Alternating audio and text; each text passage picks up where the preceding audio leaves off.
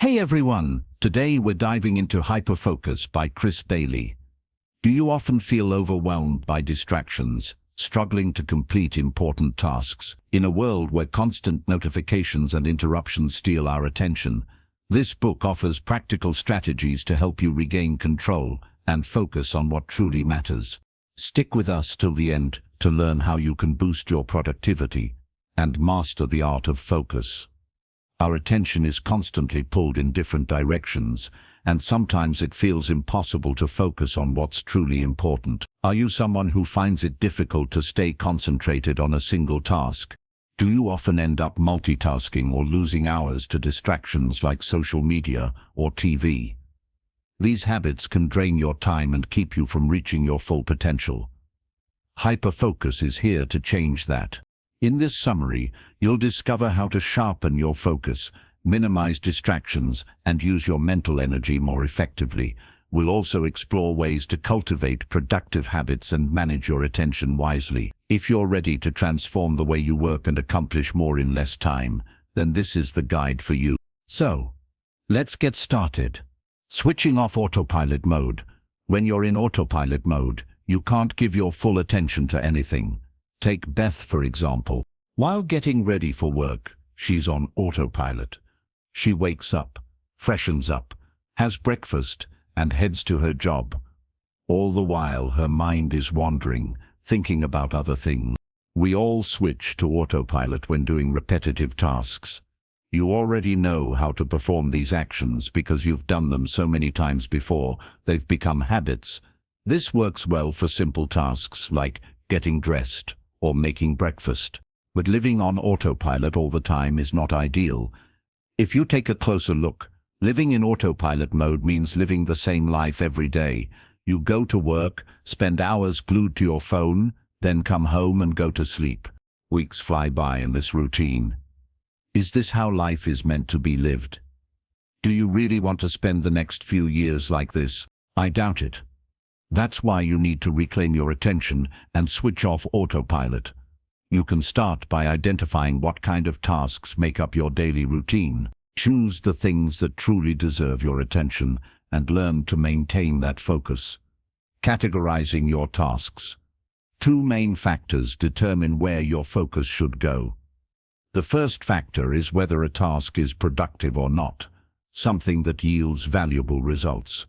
For example, creating a report at work is a productive task. The second factor is whether a task is enjoyable or not. It's just as fun as, say, spending an hour watching videos of kittens and puppies. To sum it up, there are 4 ways to describe a task. A task can be productive and enjoyable, or it can be unproductive and unenjoyable. Some tasks are unproductive yet still enjoyable, while others can be productive but not enjoyable at all. A task becomes necessary when it is productive, but not enjoyable.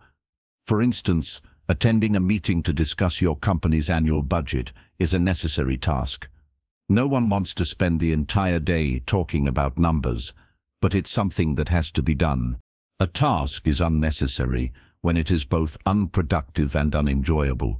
An example would be reorganizing your files in a new order. Instead of arranging them alphabetically, you decide to sort them from newest to oldest. At first, this might seem like a productive task, but it's really just procrastination. Rearranging your files isn't an urgent task. You're fooling yourself into thinking you're busy, but in reality you're not. Another way to recognize unnecessary tasks is by considering what you'll achieve by doing them. A task is distracting when it's unproductive, but still enjoyable. This is the category where you end up spending most of your day. A distracting task might be gossiping about others or endlessly scrolling through social media apps. Now, let's talk about the tasks you should be focusing on. These are called purposeful tasks, tasks that are both productive and enjoyable. Purposeful tasks not only make you happy, but also give you a deep sense of satisfaction. Purposeful tasks vary from person to person. For instance, Gail is an actress. For her, rehearsing her lines and performing well in front of the camera is a purposeful task. Ben, on the other hand, is a manager at a bank. This idea of a purposeful task is finding the right investments and potential clients. What's your definition of a purposeful task? Identify it and write it down. Gradually categorize your entire day into the 4 categories mentioned earlier. Doing this will help you understand where your energy and time are going. In the end, you'll spend more time on purposeful tasks, bringing more fulfillment into your life. The power of hyperfocus.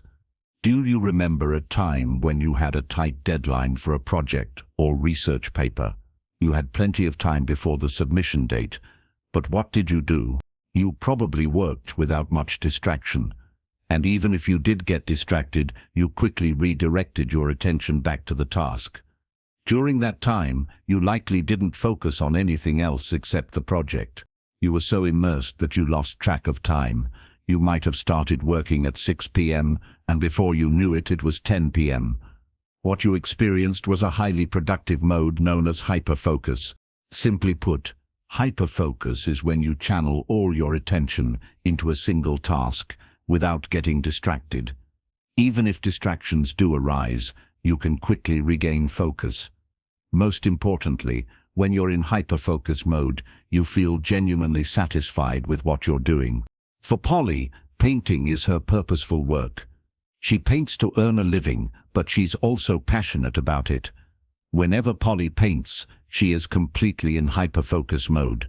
She might start painting in the afternoon and stay engrossed in it until late at night, completely losing track of time. Her attention is fully on the painting, and every brushstroke on the canvas brings her a deep sense of peace. In those moments, she feels neither stress nor fatigue. There are 4 stages to entering hyperfocus mode. 1. Choose a meaningful task. Start by selecting a task that's significant enough to capture your attention. Along with entering hyperfocus, it's important to set a clear intention. Think of it as mentally preparing your brain for serious work, like gearing up for an all-night study session. 2. Eliminate internal and external distractions. As mentioned earlier, hyperfocus makes you highly attentive to the task at hand. While distractions may arise, you can easily refocus. However, that doesn't mean dealing with distractions is always easy. The best way is to manage distractions in advance. Turn off phone notifications for a few hours and let your family and friends know you're busy. This will reduce your temptation to get distracted. 3. Focus for fixed periods. Your brain can't stay in hyperfocus mode all day. That level of concentration will eventually exhaust your mind.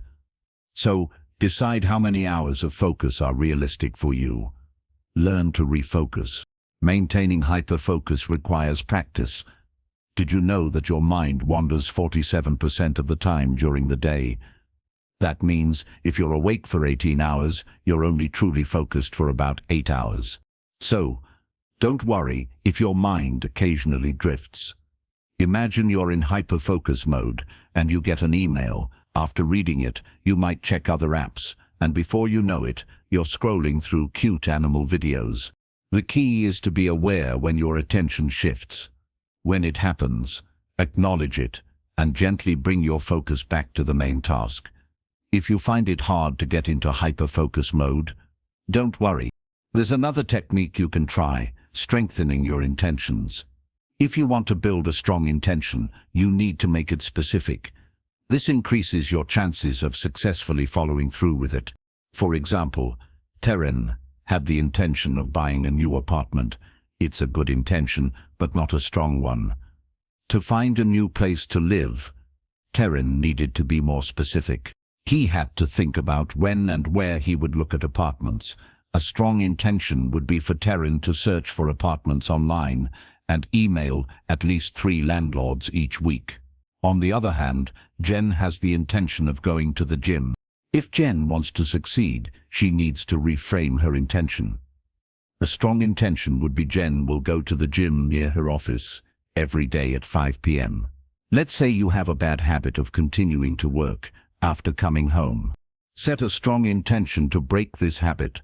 Put your phone on Do Not Disturb mode, lock your laptop in a cabinet, and stop responding to office emails and texts. Strong intentions are as powerful as habits. Just like habits, Strong intentions can be formed on autopilot. In other words, you can carry them out without overthinking. By setting firm intentions, you can gradually make them a natural part of your routine. Soon, they'll feel as effortless as breathing. Making hyperfocus a habit. Jonathan wasn't getting enough sleep. He had been working on a presentation for the past 2 weeks and was so stressed that he had lost his appetite. This constant strain left Jonathan exhausted, making it hard for him to focus. Mary, Jonathan's colleague, faced a different challenge. She was completely disorganized. Her desk was always messy, and she often forgot about her meetings. The chaotic environment made it hard for her to concentrate. Then there was Kent, Jonathan and Mary's boss. Kent was a good person, but his attention was always scattered. His mind constantly wandered to other things, like his car in the repair shop. As a result, he struggled to complete his work. Now, out of these three, who do you think would find it hardest to enter hyperfocus mode? The answer is all of them. Stress, a disorganized work environment, and too many distractions all make it difficult to focus. Yet despite these situations, it's still possible to enter hyperfocus mode. How do you do it? Start by working on a challenging task. When you work on something difficult, your mind becomes engaged and active, helping you focus. It keeps you busy.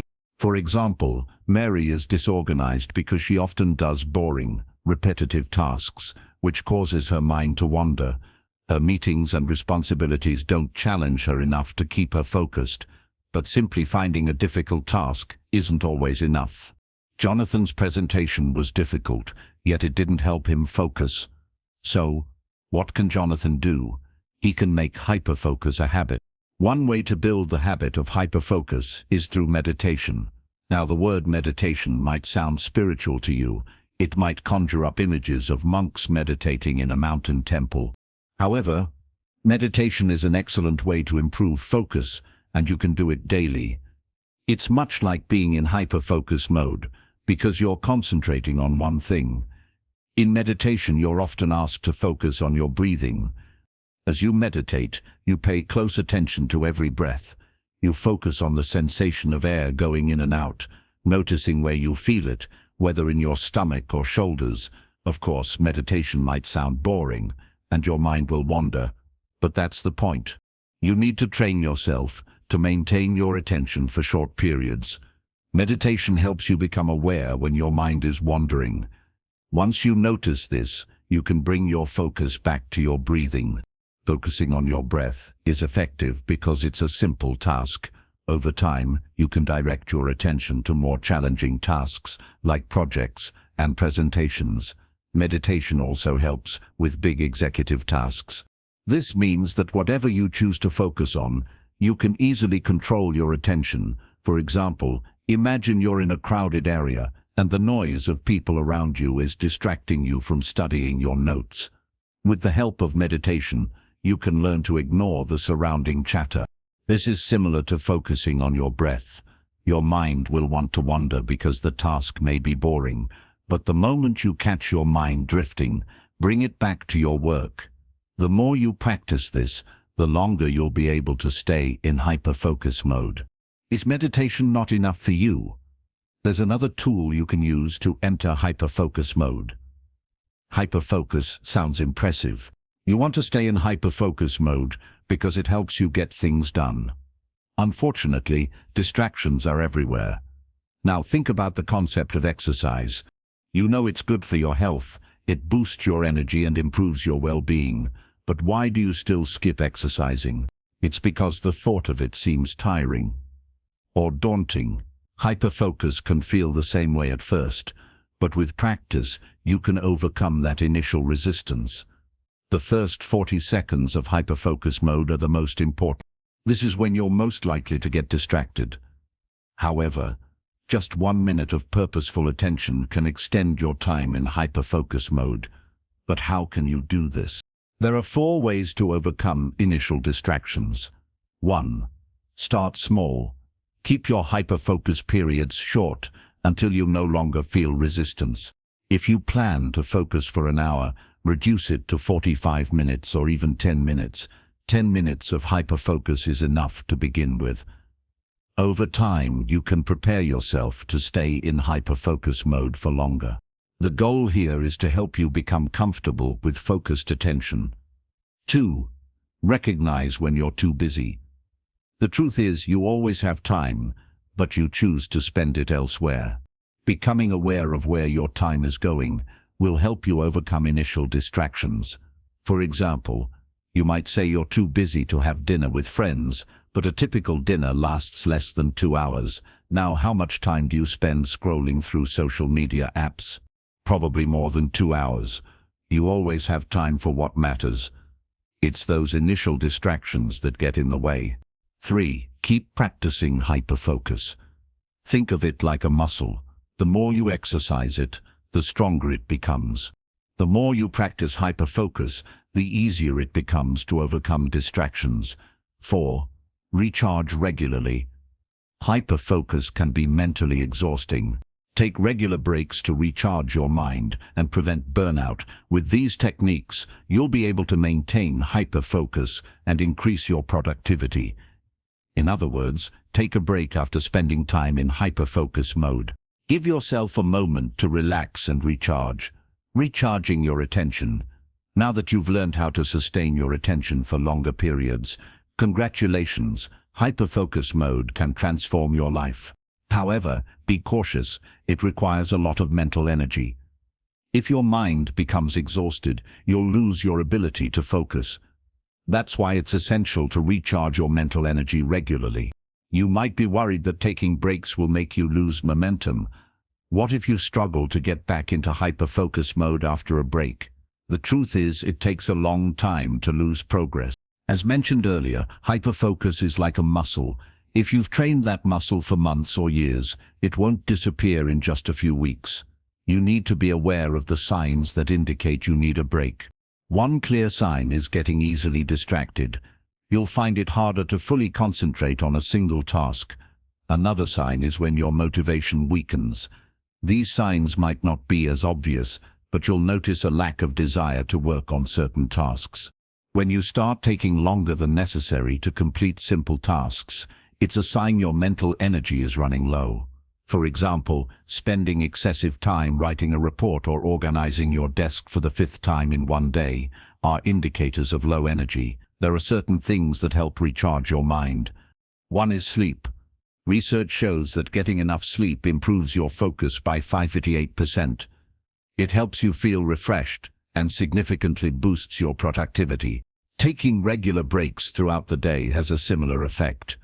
Resting may sound simple, and you probably think all you need to do is step out of hyperfocus mode, right? But it's more than that. Your break should be refreshing enough to restore your mental energy. An effective break should be low effort, enjoyable, and something you want to do. It should also be something that's not work-related. In short, your break should be effortless, but should also bring you joy. Try to avoid using your phone during breaks. Instead, think of activities you can do once or twice a day and make a firm plan to do them. The author of this book, Chris Bailey, takes various kinds of breaks to recharge. He prefers walking to a coffee shop to get his favorite brew instead of having it delivered to his home. He leaves his phone behind during these walks. Sometimes Chris recharges by going to the gym or meeting a friend. So, when should you take a break, and for how long? That depends on you. Ultimately, you know best what kind of breaks give you the most energy. Take Sophia and Grace, for example. Sophia is an introvert who has to socialize with her coworkers. As a result, she often needs breaks to recharge. On the other hand, Grace is outgoing and cheerful. She socializes more easily and requires fewer breaks compared to Sophia. The point is, you should consider the nature of the task you're working on. This will give you a clue as to how long your break should be. Another factor to think about is your motivation for doing the task. Is the task challenging, or is it something you simply don't want to do? If either of these is true, you'll need to recharge more often.